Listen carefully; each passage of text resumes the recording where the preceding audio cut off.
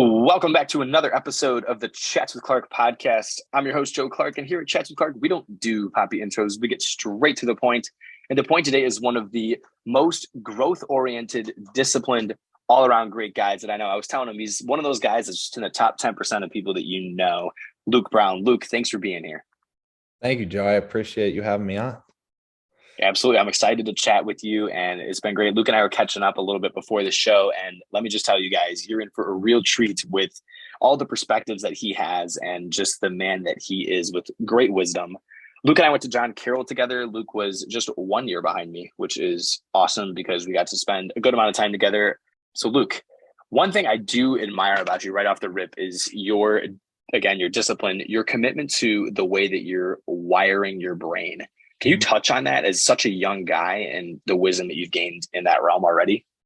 Yeah, for sure, Joe. So I just really believe in these early years of your 20s, the first couple of years of your 20s when you're graduating college. I truly believe these are the years where you can, rewire your brain to set you up for a life of success. Your brain isn't fully developed until you're 26. And I truly believe that the daily disciplines that you implement now will in turn create this wiring in your brain that can set you up for a life that you'll be regretting those decisions, or they'll be kind of working for you. So with what I was telling Joe before we started is like I kind of became aware of that after college, after I had to rewire some of the things that were going on in my brain from bad habits that I had accumulated from going to college and going out too much and partaking in a lot of excessive drinking on the weekends and things like that. So I had to rewire the way that my brain worked and how it craved these different dopamine sensors that I was feeding it for so long. So I really started to focus on the people I surround myself with and the things I do that brighten my day and fill my bucket, to kind of rewire from a going out partying scene to a more like fitness focused and energetic level people I surround myself with, to really enhance my life, that in a way that it constantly feeds my happiness and different things like that. It's not a spike of dopamine that instantly brings me back down below base level. It's one of these things that like I can continue to fill my bucket with these different things, and it's only exponential growth as I do that. So I'm still working on it. I'm a year removed from college. You yourself, you're 2 years removed from college, and I truly do believe like this year is such an important year. And I feel like one day I could write a book called, the first year out of college, because it's such an important time to implement what you want to do in your life and implement daily disciplines that can lead you to where you want to go.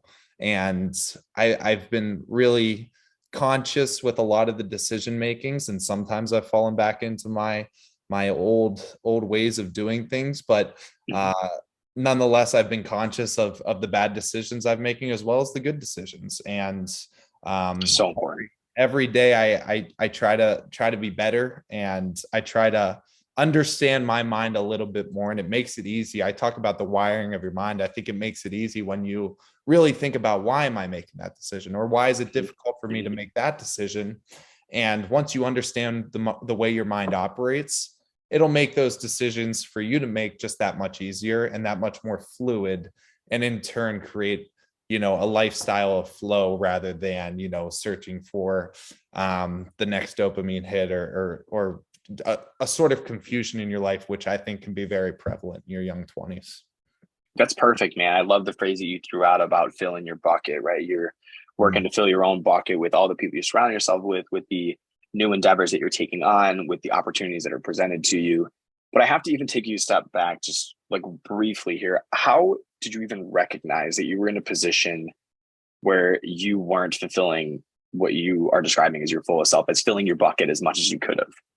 Yeah, I would say it came on a couple of miserable Sunday mornings after a night out, and just truly realizing that Yeah. this isn't what I want to do with my life. And nothing against the people around me, but a lot of the people around me were okay with waking up and feeling that way. And I think that's when I realized that, I have a different goals. Nothing against them. I'm not against going out or doing things like that.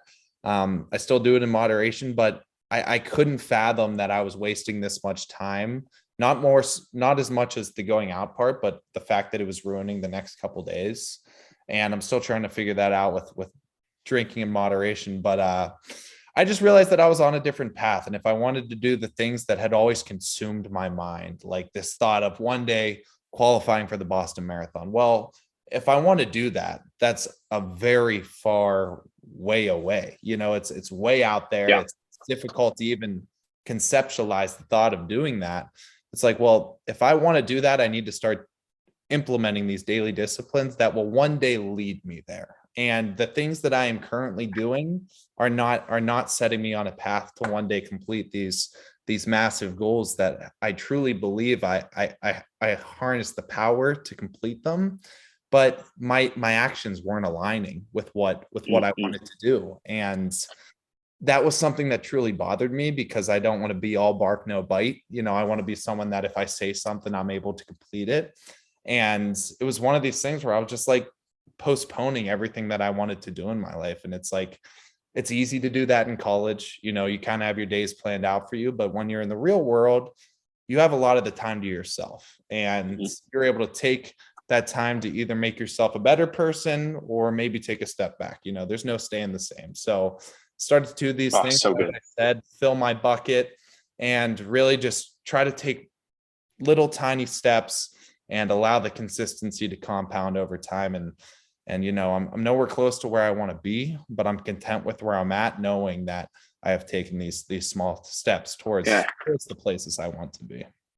It's so good, dude. I give with the opportunity to teach younger students, something I always tell them is, right, like if they make a bad decision and, let's say that, they shove somebody, we're talking 6, 7 year old kids, right? Like you shove somebody, you say something mean to somebody, whatever, you make that initial bad decision.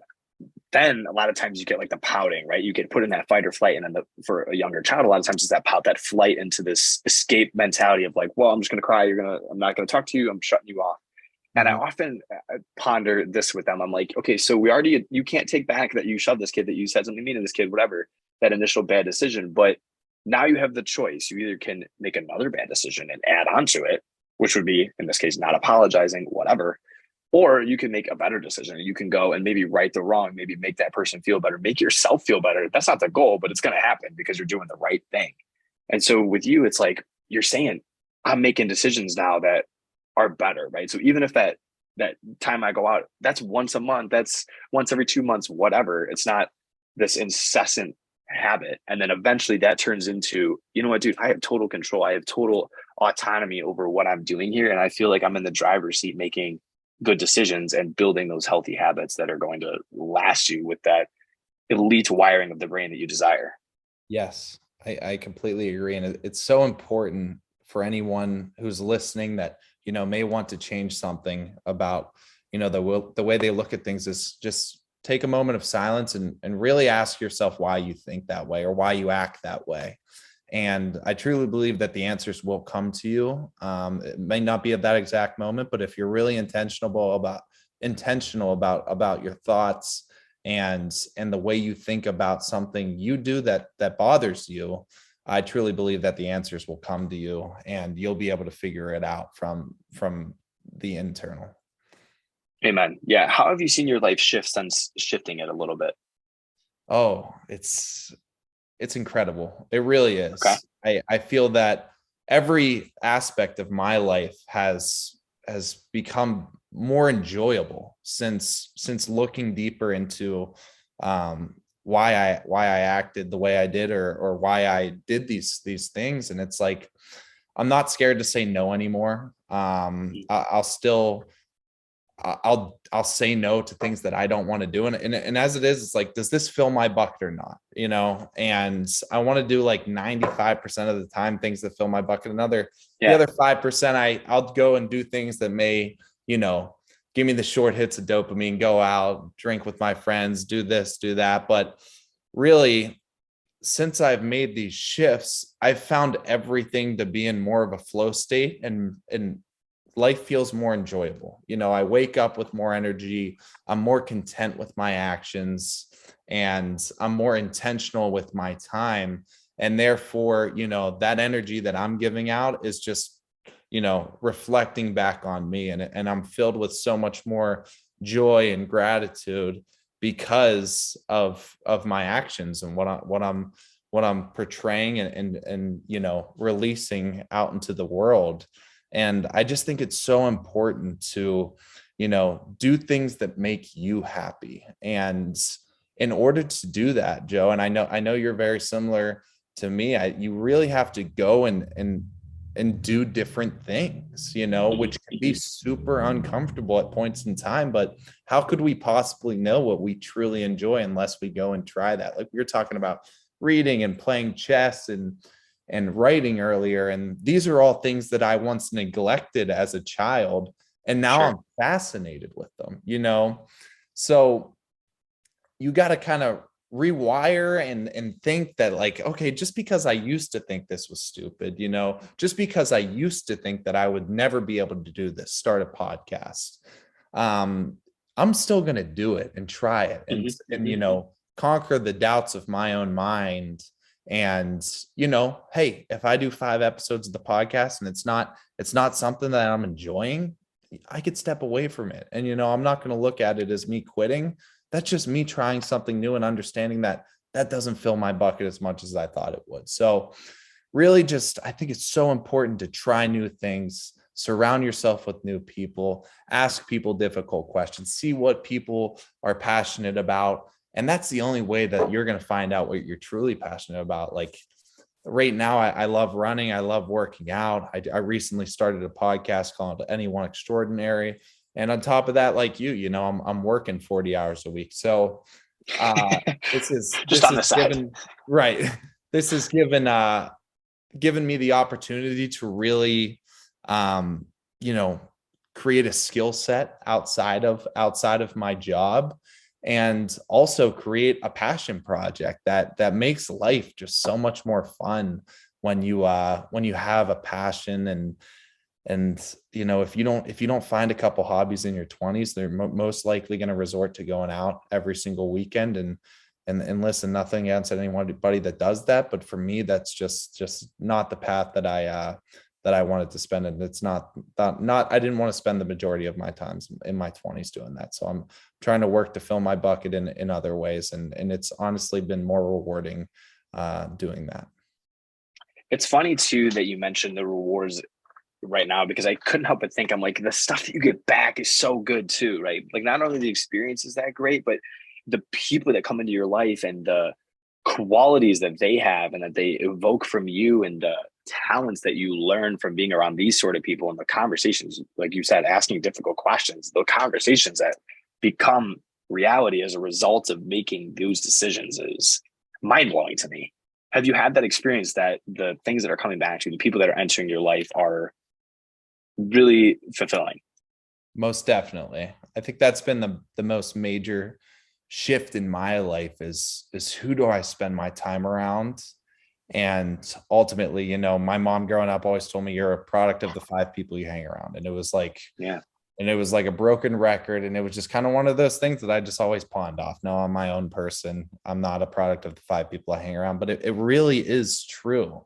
And I can look at the 5 of my closest friends right now, and I can see part of me in every single one of them. And, some for better and some for worse. But really being intentional about the time that you spend around different people. And as you said, yes, like once I started to switch those action was the moment that a lot of great people came into my life.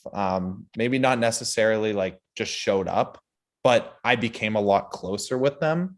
And the quality of my life got that much better from just spending more time around that person that shared the same ideologies and a similar passion and, similar overall outlook on life. And it's a refreshing feeling to be around someone that you feel confident around, feel confident to be able to bring things up that maybe are difficult conversations. Um, Definitely. and also someone that you really value and respect their opinion, because there's a lot of questions after college that come up, and it can be confusing at times. As I said, in college, Great word for it. it's laid out for you. You're always told where to be, what to do, and how to succeed. There's measurements for success in college, whereas in the real world, there's really no measurements for success. So you kind of have to internally create those measurements that are fulfilling to you, and having some people to bounce these very difficult life topics off of is super important, especially at this early age. Definitely. I'm so in agreement with you, Luke. And I think having people who push you is the basis of like the ultimate friend group, the ultimate really family that you develop outside of your birth family. And Yeah. that's the only way that we can do it, because I don't think you can do it alone. And so if you have people that are just like, yes, man, then you just remain status quo. So it's those people Yeah. who push you and really help you. Again, you keep using this word, but fulfill yourself and fulfill what you're called to do, the gifts that God gave you to share with the world. So it's incredible how it all ties together. And with that, a little bit of a nod here. You and I talked about this, but I think it does all connect. I think there's like this intertwining of our actions. Can you touch on an aspect of your life or some aspects where you see it all making sense in the rear view, right? Like you can't connect the dots looking forward, as the saying goes, you can only connect the dots in hindsight. Yes. Yes, I definitely can. And I think it all begins with the internal, right? So I believe, maybe the things will be going on around you, the synchronicities of life, or, godlike instances, but I think they become more clear when you begin to align within yourself, align with your true passion, align with what you truly believe a good human should do. And when you're content with yourself and your actions and what you're doing and the way you're thinking, that's when I believe you're able to see these synchronicities that happen around you. And yes, I could point to recently I was going through a difficult time where I had made the decision to relocate to a new city with my girlfriend. It definitely seemed like the right thing internally to do. And then it was time to look for a job, and it was kind of like crunch time. I had put my notice in for my job. I had 2 months to find a job before moving there and having more bills to pay. And, I started training for a marathon shortly before this as well. And it's one of those things where like I wanted to give up every single day on the marathon. It was so tough with work. As I mentioned, I was trying to start a podcast. I was trying to train for this marathon on top of, applying for a job where I didn't even know if I could stay in the same industry that I've been working in for the last year, or I was going to have to, start over, maybe take a pay cut, go to a new industry. And you could just imagine the mind begins to doubt itself. And I could just kept on saying, stay true, that at the basis of everything I do is my physical training. And I truly believe that sets me up for success in the rest of my life. And as much as I doubt it, because I put myself through a lot of rigorous workouts day in and day out. And it's nice to see one of these moments where it pays off, because so many times I didn't want to put in any job applications. It was just like so easy to give up. But I would come home, I wouldn't allow myself to doubt. I would just put on my running shoes and go out and do my workout. And every time I'd come back, I would be able to conquer those emotions during my run. As I am out there, I rarely ever use headphones. I just like to see what's going on in my mind and kind of work through some different problems, especially during times like these. And I would come back and I would just say, put out a couple more applications. I probably submitted over 200 applications. My And gosh. honestly, the job that I got was like probably the top 5 job out of any of them. So, super, super happy and grateful for that opportunity. But also, you know, I was being nudged to continue to do the marathon training, and that was the thing that kept me sane through this time and allowed me to catapult my career and give me the confidence with this move. And, I like the fact that I got this job, but there was a bunch of applicants, and I just kept on telling myself and speaking it out into the world that this is how much I want to make. This is the industry I want to work in. And really it all worked itself out. When they offered me the job, it was exactly the number that I was saying I was going to receive. And I kind of told myself that on these runs, I'm just like, it's going to work out. It's going to work out. And even at that point in time, I didn't fully believe it myself, but there's something about the spoken word, and there's so much power in the spoken word. And this can relate to anything. If you're ever, I will just use the run example again. There's this rule that I have with myself when it gets hard on a run. I'm not a runner. I'm a football player. I'm trying to learn this running thing. And when it gets really hard on a run, I just I'll allow myself to think it, but I won't allow myself to say it. Once you say it, that means that you believe it. So say something's hurting on you. Say like, your Achilles gets tight. The moment you say it is the time that you'll believe it. There was a story of a guy who was running an ultra marathon, and he was running like 100 miles or something. And at mile 55, he like tore his hamstring, and he was kind of at mile 75, still running on a torn hamstring. And one of his friends asked him, how's he doing, as he started to run with them or run past him or whatever. And he said, I think I tore my hamstring. And once he spoke it out loud, he gave up.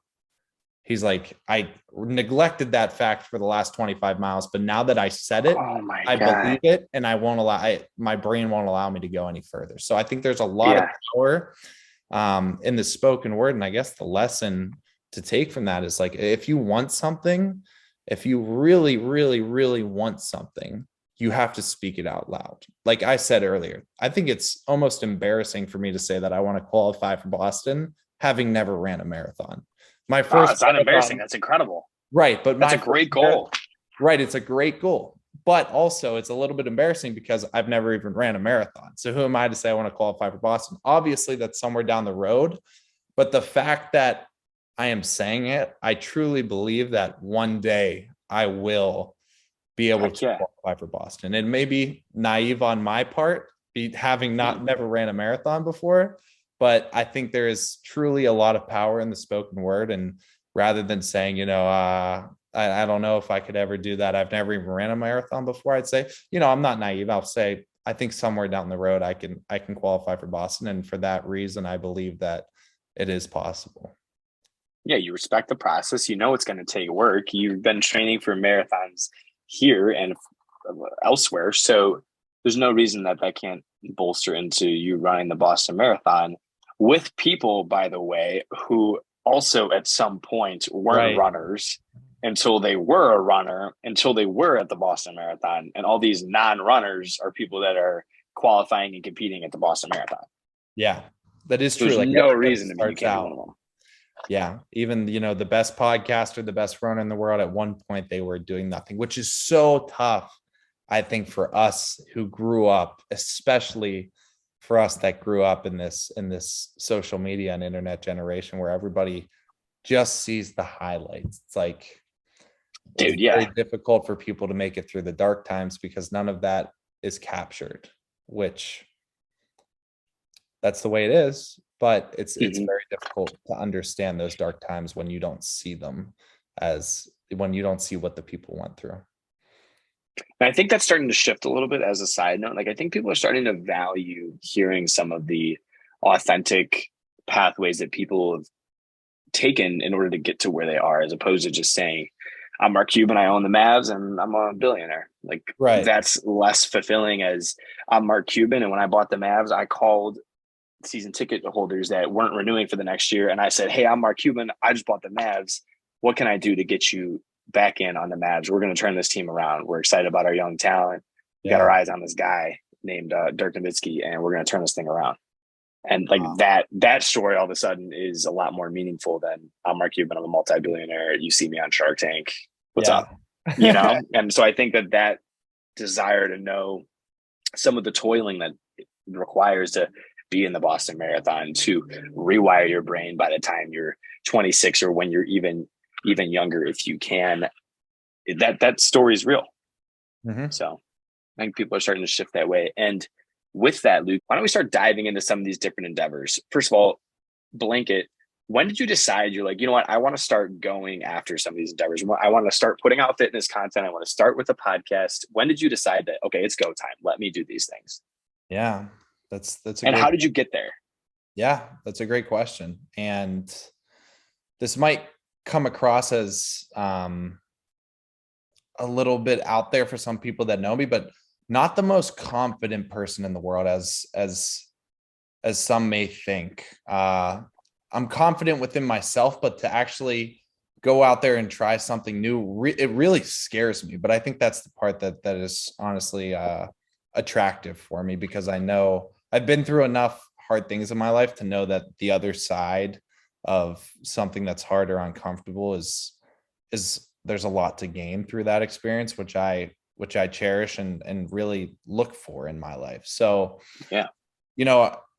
I think it was, graduating from college and, moving down the street, starting a job, and really just not feeling very fulfilled. I found myself trying to escape from what was happening in my life on the weekends. And like I said, it was just a little bit too much. It's like, hey, I've been doing the same things on the weekends consistently since junior year of high school. And I say that I've grown so much, but here I am spending my free time the same way that I did as a junior in high school.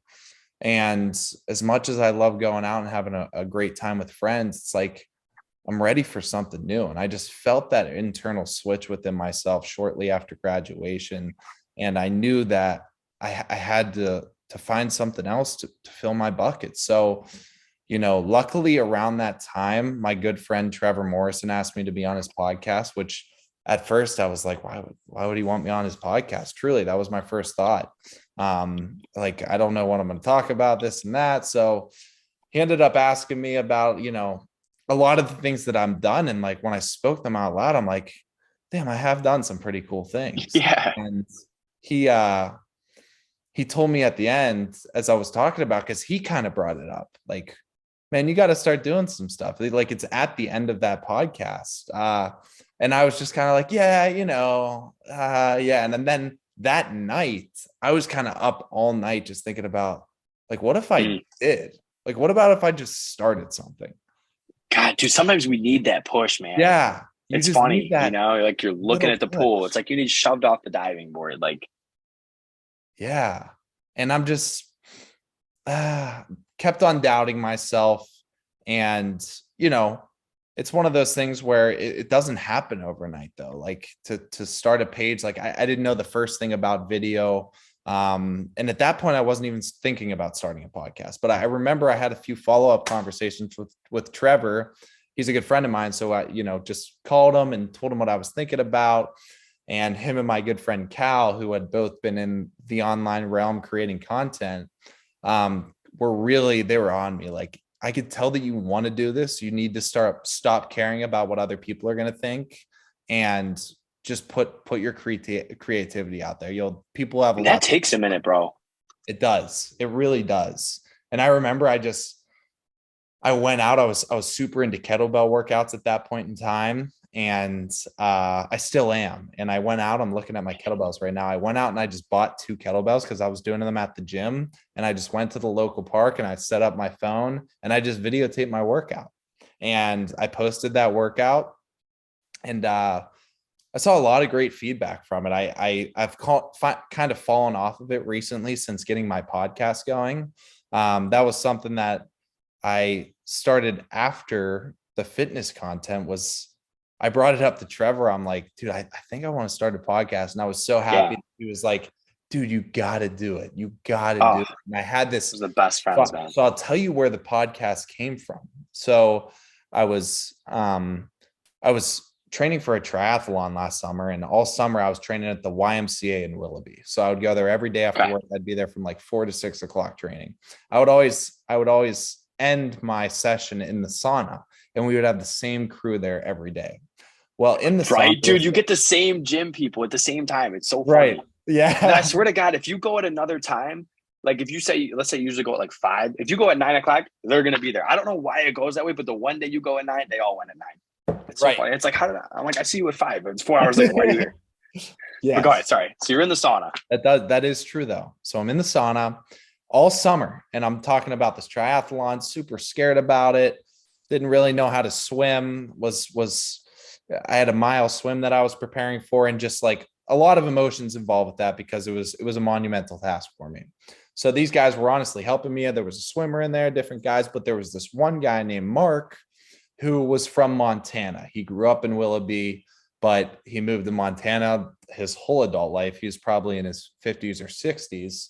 And he just lived in the mountains, lived off the land, and, backcountry skied in the winter, did a bunch of hiking in the summer, and just a How high interesting. vibrational, high energy person who was back in Cleveland taking care of some family who were sick.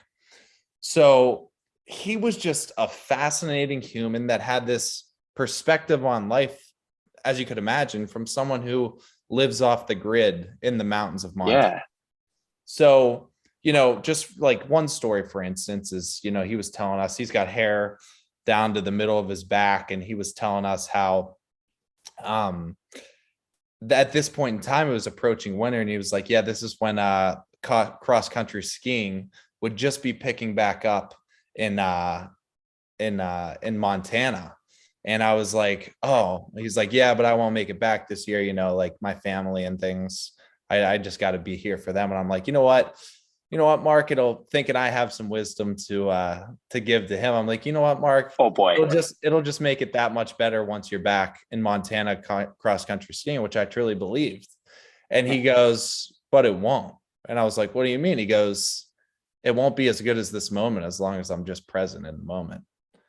And that switch for me, it was like, that's true. He's like, all you have is this moment right here, whether I'm cross country skiing or talking to you. As long as I'm present in that moment, it can't get as good Yeah. as it is. And just like so many nuggets of Wow. wisdom that he would just like, come out of the corner with, and on a daily basis. So what happened, to come back to the story, is like, so I was on the podcast, and then I like meet this fascinating guy, and then they're on me to like, so I start making the fitness content. And then I'm like, I would always think about, man, I would just like, it's people like this guy that Yes. would never, ever be in front of a mic, but they have so much to give, so much Yes. wisdom, so much value that can be gained through their words. And I would just think on my dark drives to work at 6 a.m, like, I would love to interview someone like that. So that's where the name Anyone Extraordinary, just any random person that I could find. Well, now here's another thing that happened. One day I show up. Great name, by the way. Gotta like, just to cut you off real quick. Anyone Extraordinary, just to plug you, is a great name for a podcast. And it's succinct, and everyone knows what you're saying, and it has a nice ring to it. So kudos. Anyone Extraordinary. Everybody check it out. It's on all platforms. Thank you. I appreciate that. I really do. Well, one day I show up to the gym and Mark's gone. So I'm sure he's back in Montana. Never saw him again. And that's when I was like, I don't want to miss another opportunity like this. Nice. So I started figuring out what, I don't want to run into somebody else that has that same impact on me, and I can't put a microphone in front of them and pick their brain about something that really invigorates me. And that's when I was like, shit, I sat on that for 3 months and never took action. I would look at him every day and like, yeah, tomorrow I'm going to start it. And I'm going to ask him, I'm going to start it tomorrow. And then I'm going to ask him. I would be deep in my sauna session, deep in my thoughts. Tomorrow I'm going to start it the next day. And then I would just, I just leave that.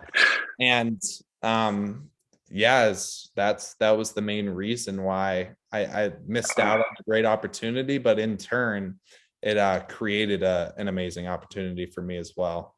And it's been nothing short of incredible so far. I've been loving just having a conscious and amazing conversation with people that, no phones are around, and it's you and me, and Yeah. Yeah. just such a breath of fresh air. Like Joe and I were talking for an hour and a half before we even started recording this. It's like Whoops. one of those things that we really don't do a lot anymore without Mhm. distractions, and for that reason it's very freeing. Yeah, it's also so powerful because like you're in an environment that is set up for it, right? Like if let's say like you and I meet up for coffee, like when you talk about distractions, it could be as simple as, the person next to you drops their coffee. It's the person next Yeah. to you, their phone rings. And like you and I could be locked into a conversation and it'll still be really great. But there's something about the fact that right now there's nothing else going on. I'm in my room at home. The lights are off. I just have my desk light on. It's the mic, you and me, Luke. Yeah. And same thing with you. You haven't moved since we've been talking, right? Like you've been sitting wherever you're sitting. There's nothing going on clearly around you, noise wise, people wise. And like that's what it's about. It is next level connection that we get to do on our shows. And it's a blessing for sure. It really is. It really is. I love and I look forward to it. And I think I had a major shift recently where I had Trevor on, who originally had me on. And Mhm. I asked him, I was like, man, you've had, and same thing to you, you've had over 20 episodes. Like that's the top 1% of podcasts. A lot of podcasts don't make it. And a lot of people think it's going to be a great idea. And I kind of saw it as like this nose to the grind. So I got to put my head down and do a lot of episodes. Like what's made you go like past, how did you get to 30 episodes? Yeah. And he's like, to be honest, man, I just love doing this shit. And I'm like, Yeah. oh, okay. Like, yeah, I'm thinking way too hard about like working hard and doing these different things. It's like, what is the basis of it? Like, I'm the one that spent the money on the mics, and I'm the one that spent the time to do this. Like, enjoy every aspect of it. There's no reason to just put your head down and work hard and, not receive the fruits of your labor. Like, enjoy every single part of this process, and that will make it so much more successful in the future. And Definitely. it will bring out more creativity throughout the process if you truly enjoy it, rather than just see it as, something that you have to do to get to 20 episodes to, feel like you're a validated podcast or a validated host. It's like, Mhm. no, man, just enjoy it. Like we're all just out here having fun. And that's kind of how I've been recently, not beat myself up if I don't have somebody on every week. It's like they'll come, and there's no rush to get to any amount of episodes. The guests that will flow to me, and when the time comes to reach out to people, I can do that as well. But really just enjoying every single part of it.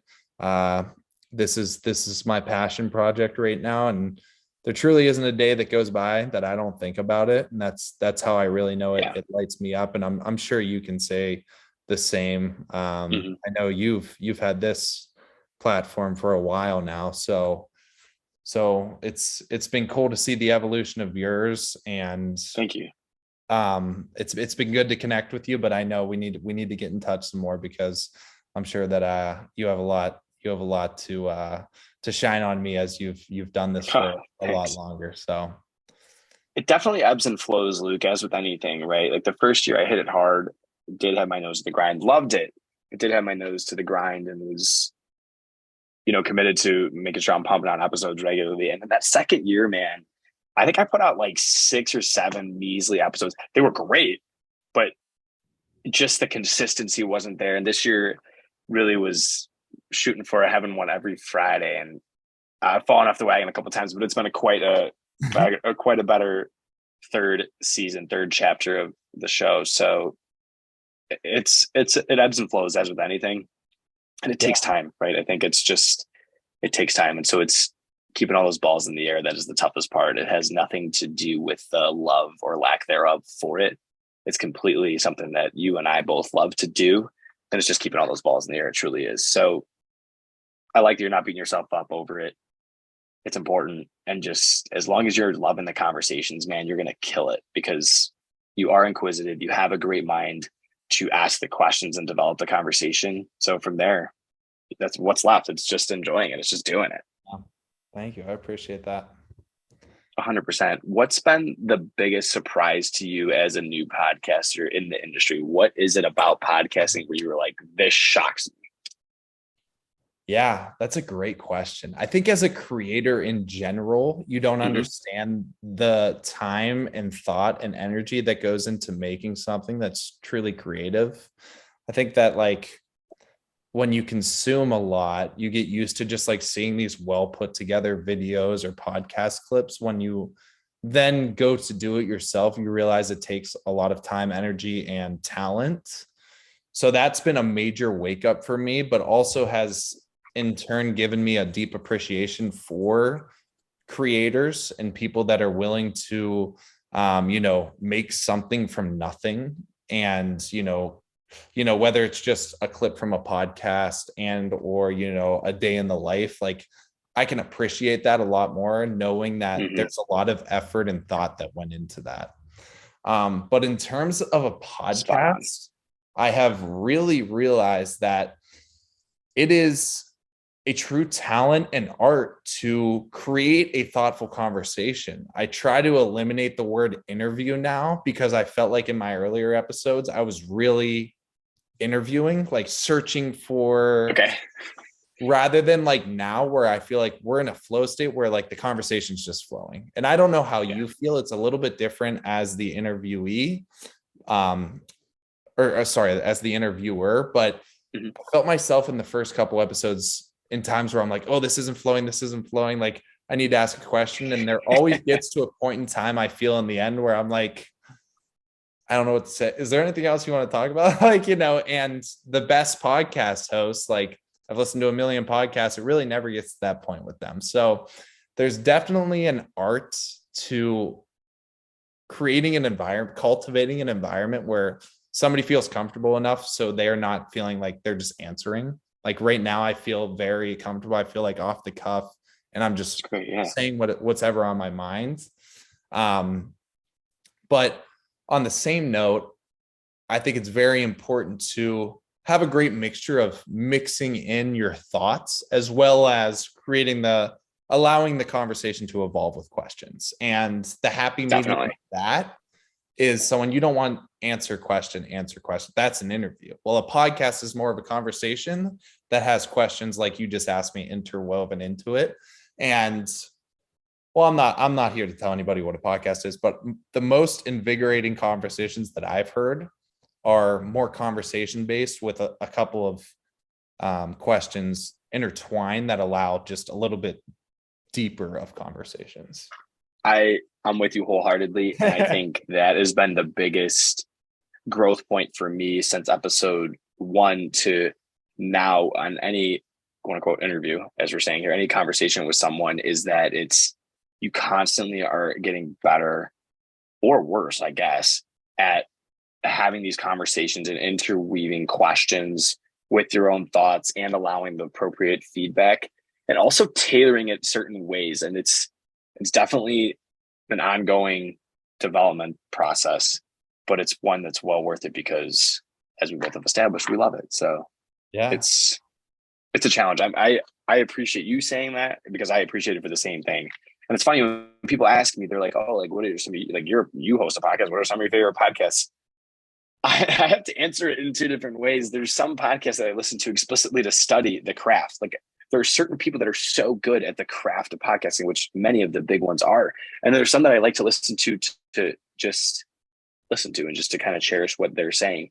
And even though sometimes I find myself, I'm like, dude, you're not listening to this to study the craft. You're listening to this because you're curious about the conversation. I have to rewind and like not study the art of Right. being a podcast host. And that's how I knew that that was the number one thing for me that I was focused on in developing for myself in my own show. So it's seamless that the same thing is happening for you. I think it's a natural progression. Mm-hmm.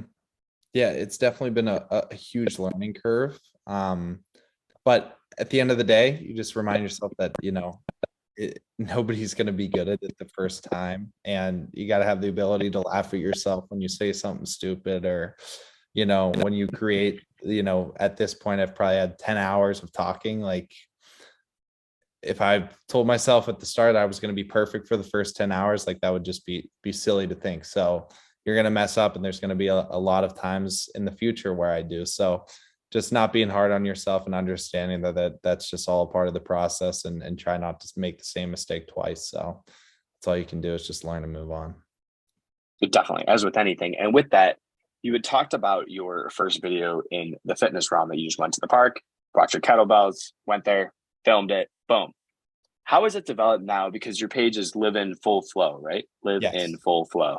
Yeah. And so, A, talk to me about that title, because that's another really good one, Live in Full Flow. And you've mentioned this word flow a couple of times. And B, how have you seen yourself develop in that fitness realm, and what role does it play now? Yeah. So that's a page that I was hitting hard for probably 3 months of kettlebell and yoga content, and kind of my like reset content. I like to go out on the weekends into nature and cold plunge in the local creek, and maybe, do some pull-ups on trees, or climb some trees and do different things. So That's awesome. those are all like aspects of my life that I guess people have kind of found interesting at some point. Yeah, you're like Tarzan. Yeah. I'm not a big traditional workout guy. Like, I love to be outside barefoot. And that's why I'm attracted to kettlebells, because I just keep them in my truck and I go to the park, kick off my shoes, and get a workout in. So the name Live in Full Flow, I was wanting to start a fitness page, and I, wrote out a bunch of different things, like higher state of living. I kind of just didn't want it to be my name. And I was between Life in Full Flow and Live in Full Flow. And I truly saw, now, like, you have Smile Like You Mean It apparel, I saw like I could create a brand out of this one day. And Live in Full Flow, I kind of saw it on like baggier t-shirts and like a circular thing. And I was like, this just, it flows, and it's something that I can speak. Yeah, right. No pun intended. And it speaks to me. Like, I'm constantly chasing this flow state where, everything in my life kind of, there's not that much thought. And that's the way I feel when I pick up a kettlebell. One of my rules with working out is like, when I'm out there and I have my shoes off and I'm doing a kettlebell workout, like, I don't count reps. I get lost in the motion, and I create my own workout through these different kettlebell flows that never have a number attached to it. You just kind of go, you try to be as artful as you can in the movement, and you get lost in it. And I don't know at the end of it, if I've done, 6 reps or 10 reps, I just kind of do it until I'm tired, and then I do it again. And that's where Live in Full Flow came from, along from just this overall lifestyle that I want to achieve, where, I can flow through my day and not have any regards, or regrets about what I'm doing. And I think flow is a word that I've always been attracted to. So I'd love to implement that in the name. And for those of you listening, I said I was hitting it hard for 3 months. And then this kind of life transition happened where I was kind of focusing more on the podcast and finding a job.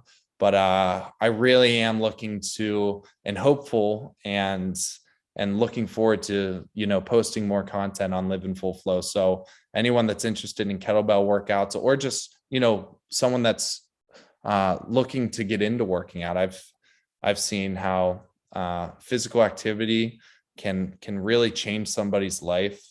And I believe that kettlebells specifically are a means of working out where there's, you don't have to deal with the judgments of a gym, or I think it could be intimidating to walk into a gym and there's a million things and a million people that act like they own the place. So getting a kettlebell and being able to go to the park and really find your style of working out that you enjoy, I think is I don't want to say the future, but I think it's very beneficial for people that might be nervous about working out. And I want to cultivate a community around kettlebells and working out outside of the gym that, is inviting for people.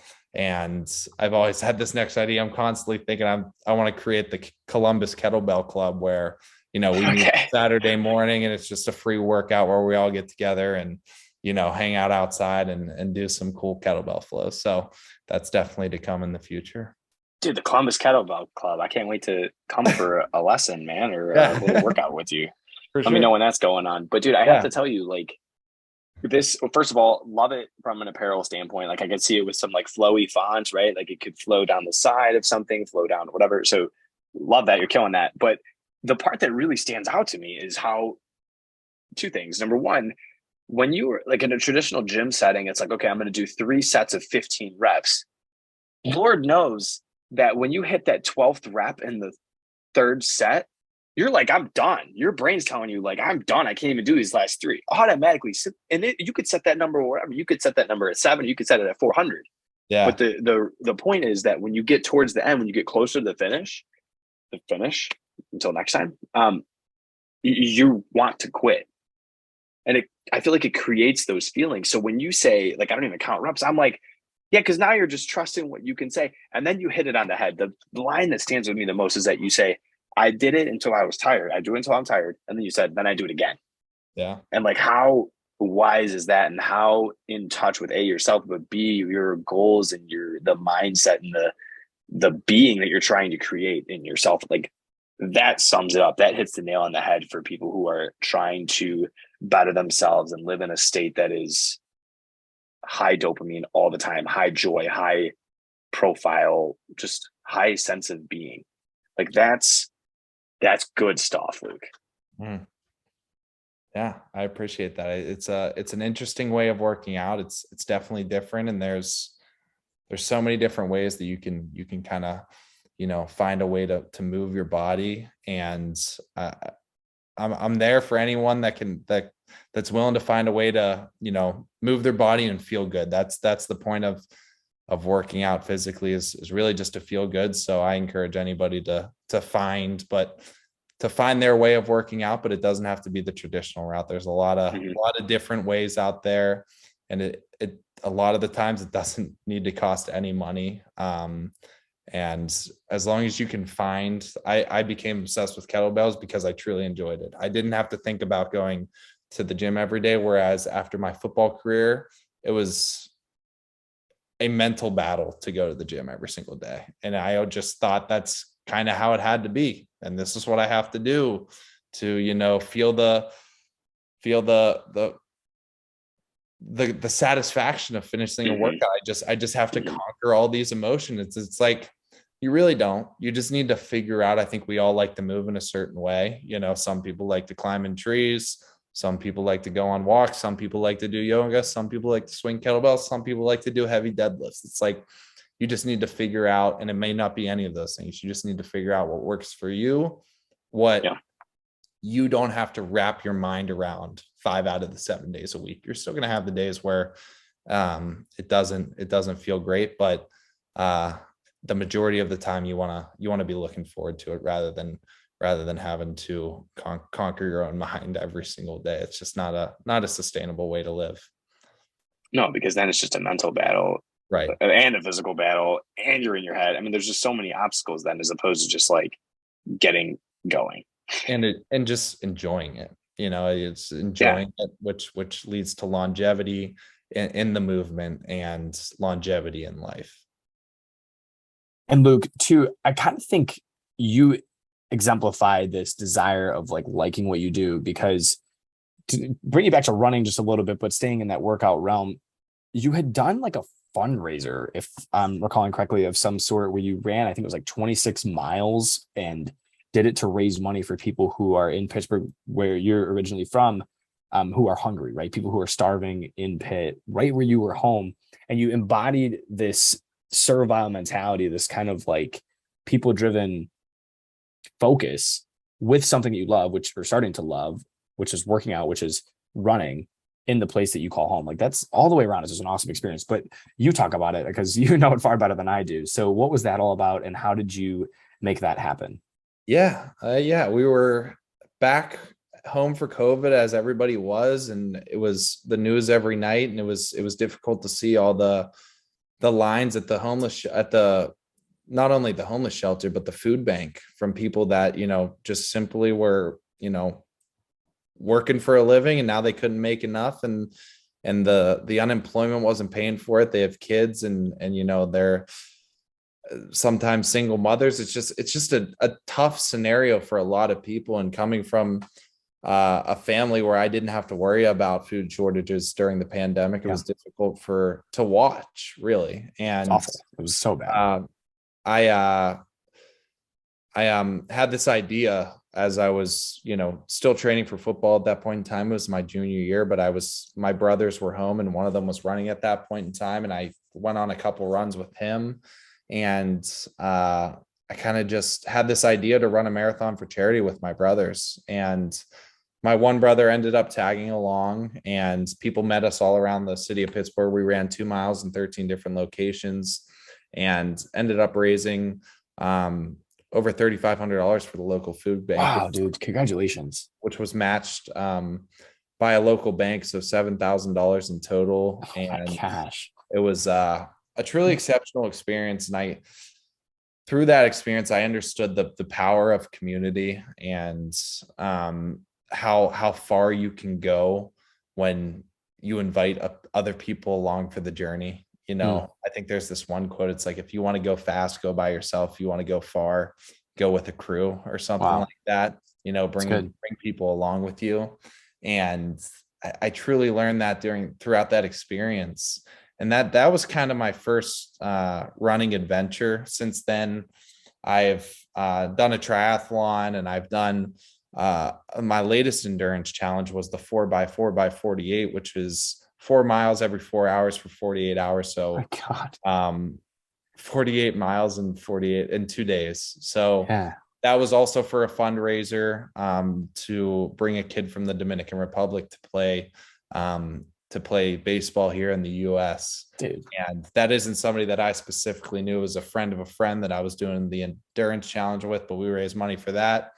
And I've really, it's super cool to see money being raised while doing these endurance challenges. But even deeper than that, it's been a true spiritual experience for me. I mean, the amount of time, the amount of hours I've spent out on the road, sometimes in the dark of the morning, or in the dark of night, or in the middle of the day, where I can just get out, and 90% of the time I don't wear headphones. I just get out with my own thoughts, my own emotions. As I mentioned earlier, it's the reason I have the job set up as I do today. Is like, you're able to figure out a lot out in what somebody like David Goggins would call the mental lab. There's a lot to say about that person, but I truly believe with this thought that he said, like, running allows you to rewire your brain and get into that mental lab. When you don't wear headphones, you have no distractions. You're conquering those doubts, but you're also, these issues are coming out in your life, and you are able to, attack them and figure out what's going on. And, when it's not any issues that are coming up, you have this sense of solitude, that you're at peace while you're running. Sure.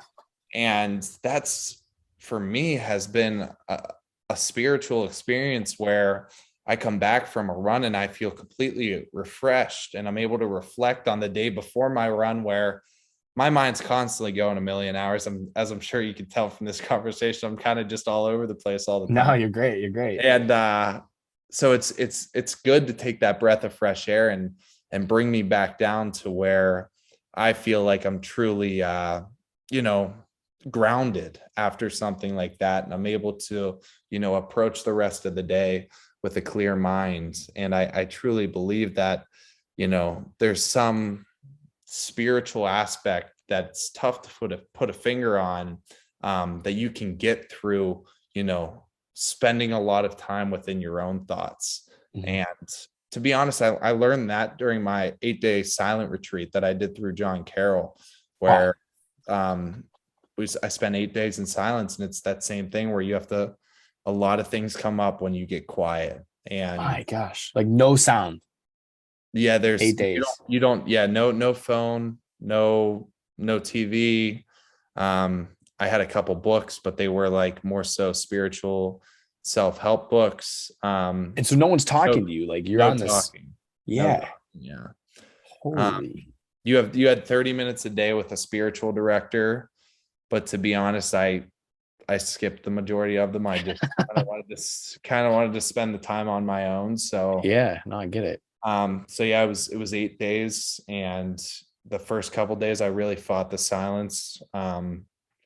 Was brought to tears the first night with just the complexity of the situation I was in. And you got to sit there and realize that nothing is actually wrong.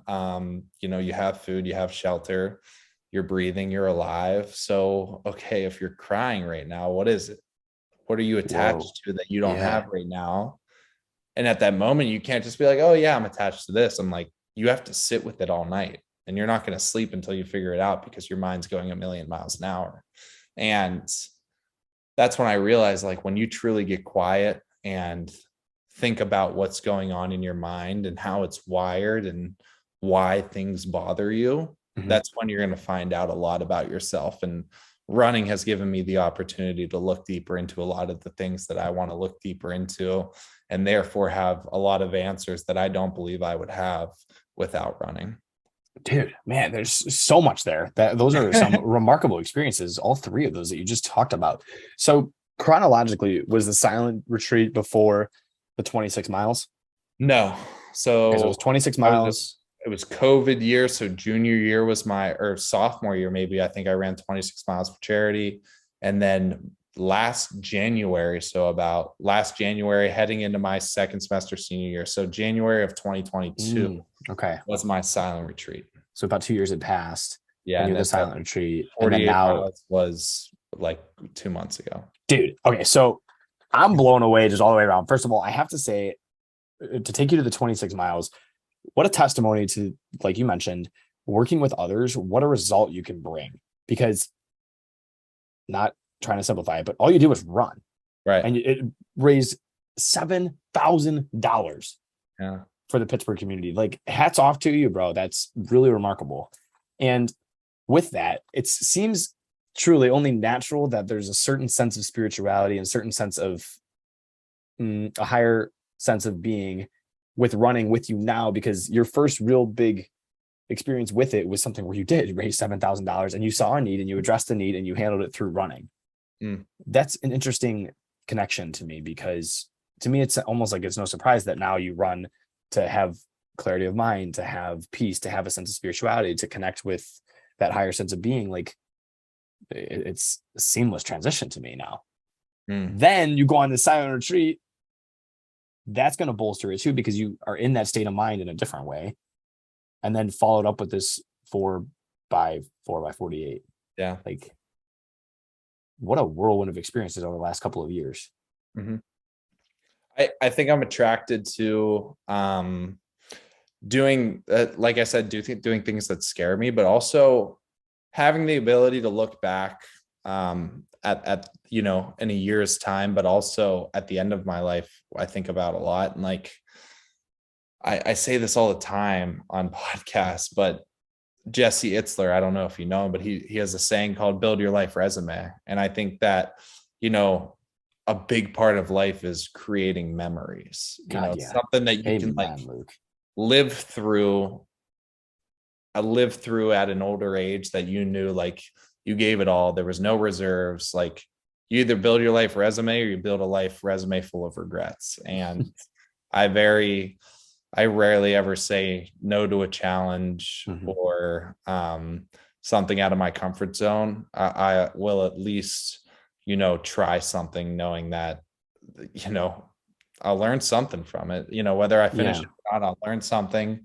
And for that reason, I'll be better. So I think I've just created this mindset where I say yes to a lot of things, which is I enjoy doing.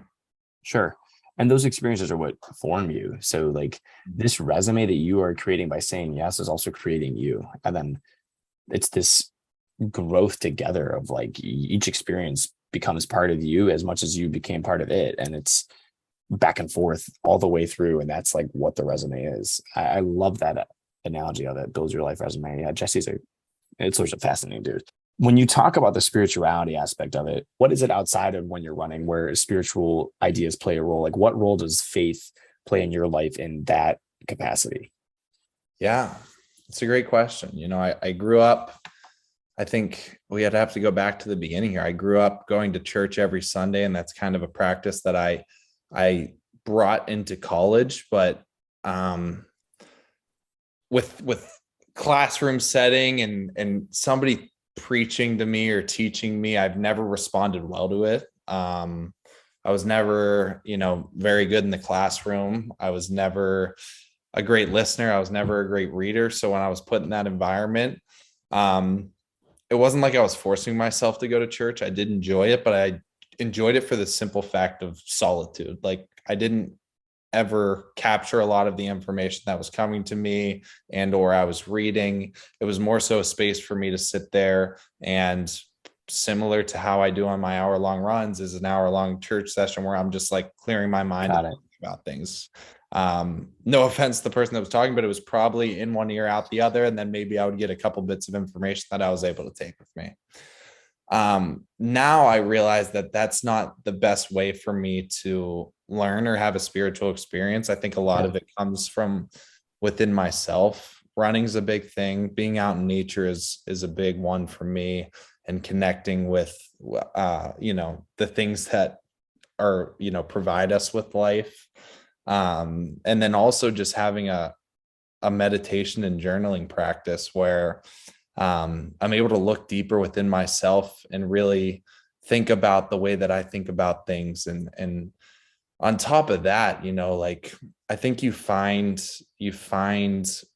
God or whatever you want to call it at more so your lowest times. And like I talked about this transition, I was really, you know, seeking a higher power to help me through this transition and speaking it out loud for somebody to help me out, because I did feel lost at several different occasions. And you know, I'm in the housing market, which has taken a crash this year, 7% interest rates. My company laid off a bunch of people. Well, the job that I took just happened to lay off too many people, and then they sold too many houses. So now they're busier than they were. They're way ahead of plan. And the people that they laid off weren't a great culture fit, so they didn't want to bring them back on. So they said, okay, let's outsource and hire another employee. Well, guess who just happened to get off a run and realized that they had posted the job? This guy. And then, yeah, I happened to, you know, have a good interview process. There was a lot of people with more experience than me, but it just worked out. And it was like, I got exactly what I was asking for. So with my spiritual practice, I really start to see that a lot of things work out when you're intentional about what you want. And so good. It's not like I've seen this play out a million times. I'd say I'm more so new to the practice. But it provides me with a sense of confidence that like I am, you know, as much as I'm in control, something else is looking over me and has a plan. So yes. I believe that, you know, through that transition, I had every reason to be freaking out, which I was at points in time, but I wasn't as freaked out as I should have been. You know, I'm thinking back to like, not to go too deep, but like, would I have the confidence to go back 3 months ago and make the decision to put in my notice when their housing market's in basically a crash and I want to stay in the industry, but really there's no jobs? I don't know if I'd have the confidence to do that, but something internally was like, this is the right move and this is the right place to go. Mm-hmm. So I think once you get quiet and you think, you journal, you understand your thoughts, you can understand your next steps. And that's what I found most important with my spiritual practice. And I think just being intentional with your thoughts, and most importantly, finding quiet time to not only get lost in your thoughts, but approach those thoughts with an open mind and see how they can benefit your life. Dude, yeah, the intentionality piece is huge, and being present, which is what you're talking about, by setting time aside to be intentional and to recognize your thoughts in that moment, is what allows you to also focus on what's coming your way and what you need to do to make decisions and that kind of thing. I have to give a quick nod here to a friend of ours, Karin Spear, who Karin's fantastic musical artist amongst many other things, and is just a wonderful soul. I think, to put it quite simply, she is someone I think that, not to speak for you, but has inspired both of us in the way that she is incredibly gifted through hard work and through her own devotion to being present and to being someone who is intentional in their actions and with the deliberate taking of steps to do what she's intending to do. And that is an awesome part of your and my spiritual influences and journey, and that sort of thing. It's incredible. Yeah, I've had the opportunity to become really close with Karin since her and my girlfriend are roommates now, and the wisdom I've had to gain from her, kind of doing her own spiritual experience these past few years since graduating from college, and really looking deep into everything, has been a major factor as to why I look deep into a lot of things. I think just being around her, as you can say, like I said, you're a product of the 5 people you hang around. Like, that's a person that I'm around a lot. And I can see that, I wouldn't have a lot of these spiritual practices in my life had it not been for our conversations. Probably not one of the direct 5 people that I was pointing towards, but I can definitely see parts of my life that have come from hers, from being around her. So I'm super appreciative of her guidance and her wisdom. And more so than that, just an open mind that she has taken to a very difficult topic to talk about, and also stray away from the normal path. So I'm super thankful for, her willingness to try something new, and in turn just share what she thinks. She comes off as in a very non-judgmental way, which is good, and is very open to talk about things that are difficult to talk about with a lot of people. So super thankful for her, and yeah, I do feel that her words have benefited me a lot. I just couldn't help but notice it when you were speaking about your spiritual journey. I'm like, that is Karin in full effect, right? That's Karin's ideas right there, blooming. So I had to just give the quick nod there. When we look at our lives, I think there are people who influence us, as we were mentioning. And in that, there's some people who are close to us, right? Like, I think about my mom. I think about, different people in my life who are great influences in my life. Some of them we know, and some of them we don't know. Another one I like to throw out is Kobe Bryant, his mindsets and the way that he was as a worker, as, a father, and so forth. So my question to you is, who are these influences in your life, whether you know them and they're in your inner circle or not, and maybe you've never met them, like Jesse Itzler. So who are some of those influences to you, and what influence is it that they have on you?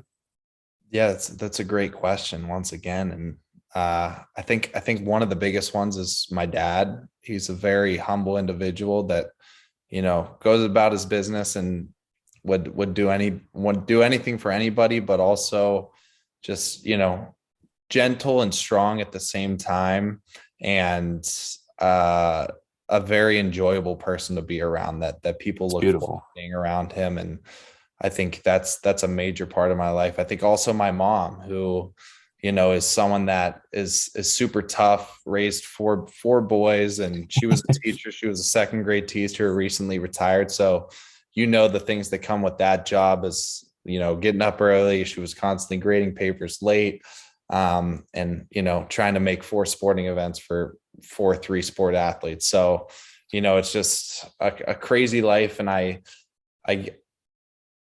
now have become super thankful for my parents, now that I finally have to take care of myself. You get a glimpse of it in college, but now that you're on your different living, it's completely different. You're like, I'm complaining about going to work and coming home and having to work out and cook dinner for myself. Imagine cooking for 6 kids and trying to squeeze these things, and then still working at night. So you gain an appreciation from going through it. You couldn't possibly understand it until you have have kids and understand that. But now I can kind of have a glimpse of what is happening there. In terms of somebody I have never met, Jesse Itzler is definitely a big one. But honestly, No, I don't. No. I was gonna say sorry, but I'm not sorry. Joe Rogan is a huge motivator for me, not only because of his podcast, but I think that Joe Rogan is amazing because he is one of the only people I have found online that embraces his multiple identities. You know, he can sit down and cry with someone who's been through something absolutely horrific. He can laugh with the funniest comedians in the world. He can sit down with somebody who, you know, is a gay power lifter and you know, talks about his journey and how he came out of the closet. And he could talk with somebody about physics. And then he could also, you know, raise a family, and he can also go out and party, and he can also, you know, do psychedelics. And he balances all these different things where a lot of people are, you know, especially like the fitness realm where I'm in, it's like, my life got so much better after I stopped drinking and going out, and I cut every single thing out of my diet. You know, everything is amazing because of that. It's like, that might be for you, and that's great. But I think I'm more so someone that can like do a lot of different things and be involved with a lot of different groups, and I don't have to identify with one thing. Yeah, totally. And I think because you're multifaceted, right? Like people are multifaceted for sure. And 100%. Go ahead. And like in this fitness realm, and a lot of the people that I follow, and like, they're so just in on one thing, you know, it's like, it's just only working out, being shredded, you know, watching every single thing you eat, counting every calorie. It's like, that doesn't seem like a life for me. That's awesome that you want to do that. But I think the online realm in general, it's like, you have to identify with one thing. And that's why I love our podcasts, is because we haven't, you know, specifically, it's just conversations with us, you know, it's conversations with people. You're not saying like spiritual talks with Clark, or you're not saying, you know, fitness talks with Luke. It's like, I want to be able to have a conversation with anybody. And I don't want to be tied down to one group of people that I'm allowed to have a conversation with. So I think Joe Rogan is super important for society, and his ability to give people the opportunity to see his life. And like, you can have your hands in all these different buckets, and you don't have to be good at just one thing. And I think that, you know, you see the quality of his life, and it's very attractive from someone on the outside looking in. Yeah, I have to echo the same sentiments about Joe Rogan. I'm going to call it like it is. I think people who rip on Rogan lack appreciation for the supreme talent that he is, and the abundance of conversations that he's had, like you mentioned, with people all over the spectrum. And there are a few people on the planet who have had more complex, influential conversations with an array of people than Joe Rogan. And he's done it for years, and he's done it thoroughly, and he has to be brilliant in order to do that, because to be able to be so successful in that realm takes great knowledge and composure, and again, skill. So he is someone that is fascinating all the way around. And I wholeheartedly agree with you, because I mean, yeah, you, from politicians to Kanye to Portnoy to comedians to astrophysicists, like you got people like all over. Yeah, all over. God. Right. And a the lot UFC of those take and him and Dana. I mean, sorry, pardon me. I was saying a lot of those take extreme preparation, which a lot of people might not understand. Like, when you have your hands in that, like, how could you have to be ready with questions? And a lot of these things he's having people on are super important topics. And he's taking, you know, the time out of his day, you know, which at one point he wasn't even making money from it, but to provide society with a lot of the answers to these questions that are usually not asked. Luke, straight up, if you put an astrophysicist in front of me, I think that would be one of the toughest conversations I could have. Yeah, I don't even understand what it is, you know, and it's like, there you go. it's so confusing, and somehow he is able to do the adequate research. And yeah, you can't just keep a conversation like that going. It takes an extreme talent. Hey man. So he as an influence for us in the podcast realm, undeniably one of the most influential And supportive. but yes, I just heard him say on a that kind of recent guy. podcast that it's not too late to start your podcast. If you want to get going, start your podcast, man. Just enjoy it. Have fun. That's what we used to do, you know? So super supportive as well. There's another group that I listen to, a fantasy football podcast, which is ridiculous. My one buddy and I, and that's how they started out. Like I think it's like three dudes, and they just sit around and they would chop it up about freaking fantasy football. And Yeah. they just did it for a long time. And then they're nerds about it and know so much about it that it gained traction amongst the fantasy football community. And now that's what they do full time. Right. It's That's like, awesome. and they're the same way. Like, it's like, they're like, we don't know. We love this. We just did it for fun. Now we do it for a living, and it's still fun, and we still love it. So that's him, right? And right.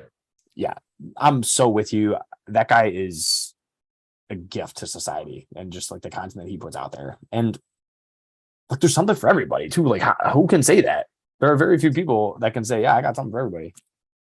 There's like Walmart, and then there's like Joe Rogan. Luke, something that I'm really big on, and we're going down a litany here now. We're getting towards the end of the pod, but something that I'm really big on is this idea of gratitude. I think that people who, like Joe Rogan, like you, like people that are trying to do something, people who live in a grateful state, who have gratitude on their mind, who practice gratitude, are point blank just happier than the people who do not.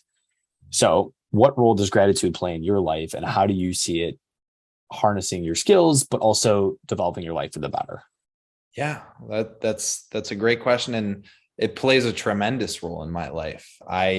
When I feel out of it, one of the first things that I do is try to remind myself of all the things that I am grateful for. And I believe that it eliminates some of the anxiety involved with what I might be dealing with.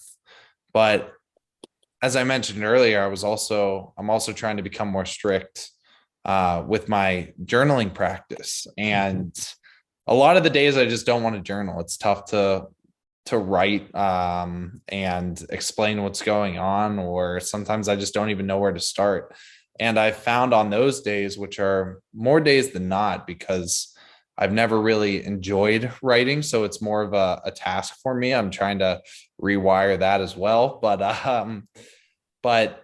a lot of the days I could find that it's easy for me to open my journal and write down things that I'm grateful for. And it seems that my journal's more so turned into a gratitude journal, other than on the days when I really need to dissect something that's going on. So, Yeah, I just open it up, and a lot of the times it's the same things or similar things, but usually I could find 2, 3, 4, 5 things that, really fascinate me, just from maybe the cup of coffee in front of me, that having an intentional outlook on it.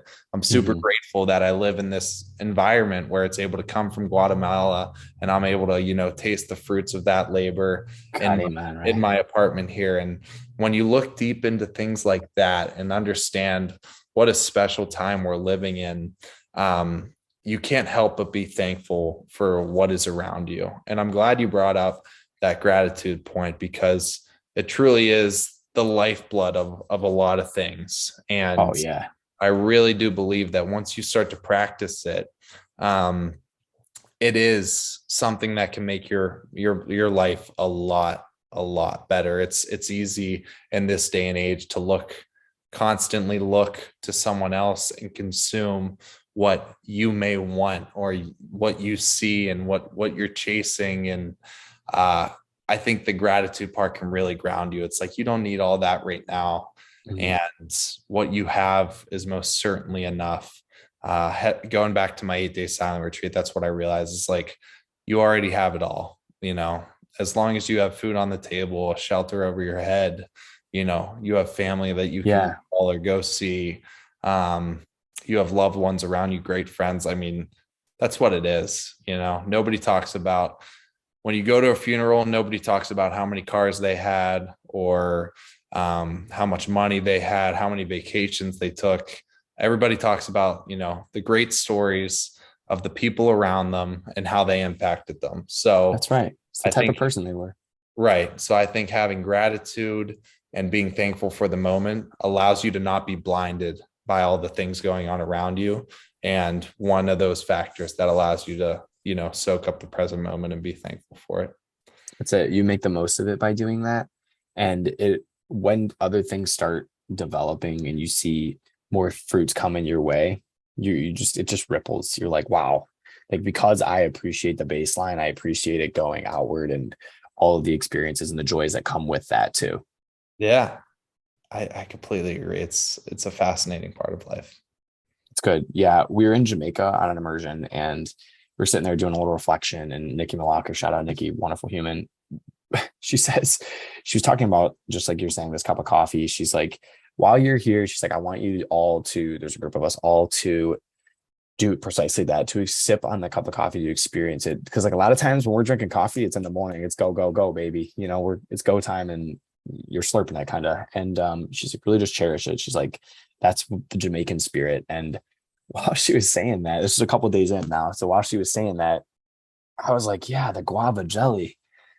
I'm like, just blurted this out to myself, not loudly, but I just kind of blurted this out, and I was just kind of looking at me. She was looking at me, and I'm like, I'm sorry. Like, while we were there, we were having these peanut butter and jelly sandwiches. I'm not a jelly guy, but like the stuff we have here, like the raspberry or whatever the heck, the strawberry, I guess it would be grape. I just don't like jelly, but there they have guava jelly. They have fresh guavas, and this guava is turned into jelly. And dude, the peanut butter and guava sandwiches there were to die for. And that's how I've been feeling about these friggin' sandwiches, because of the guava. Like, the peanut butter is the peanut butter, but the guava was the difference. And so when she said that about the cup of coffee, first of all, 100%, but second of all, it made me think about that guava. I'm like, oh my God, this guava, like, that's how I've been feeling. It's just, when you find such enamorment in the little things like that, it just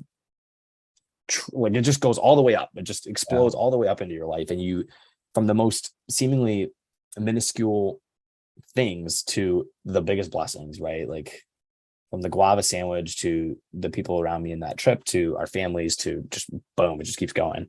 And then you get in conversations like this, and like, I can't help but feel grateful for the rapport that you and I have in this conversation, and just the insights and the wisdom that you've shared and that sort of thing. It's wonderful.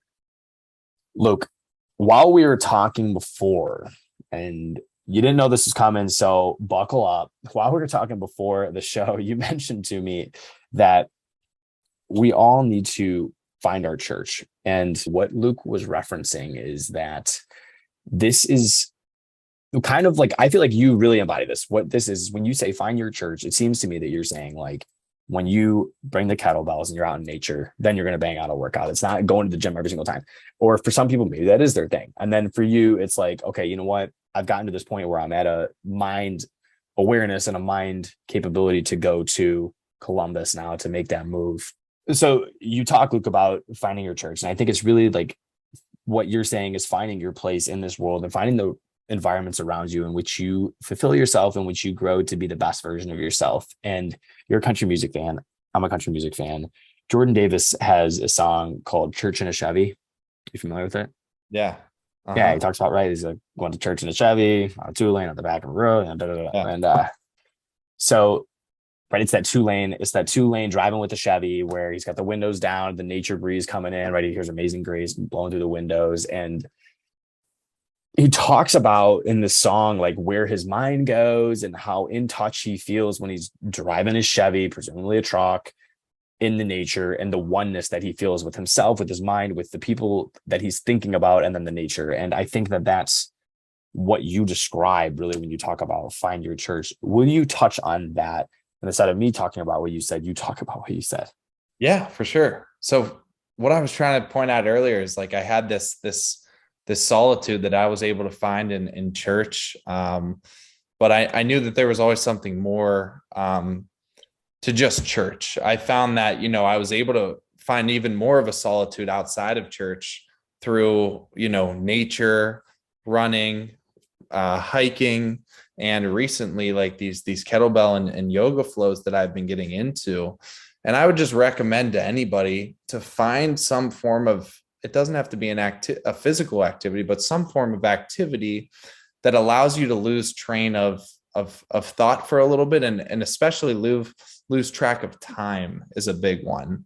I think that when you're able to find this little motions that give you this little sense of a flow state, it can enhance your life, because your mind is so go all the time, and it needs these mental resets in order for you to grow spiritually.